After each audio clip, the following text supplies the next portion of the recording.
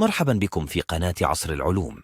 في هذه الحلقة سنسلط الضوء على خطة المغرب الشاملة لتجهيز البلاد لاستضافة الأحداث الرياضية العالمية المهمة في السنوات القادمة، حيث جرى توقيع اتفاقية شراكة بشكل رسمي بين الحكومة المغربية وصندوق الإيداع والتدبير في الرباط بموجب التوجيهات الملكية بهدف تمويل برنامج تأهيل وتجهيز ملاعب كرة القدم الستة وملحقاتها المخصصة لاحتضان كان 2025 ومونديال 2030.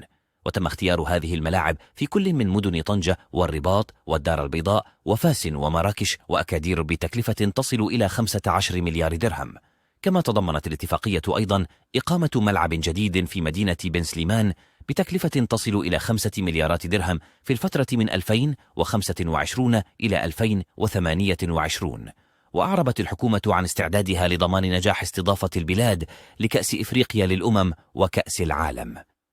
شكرا لكم على المتابعة، ولا تنسوا الإعجاب والاشتراك ليصلكم كل جديد.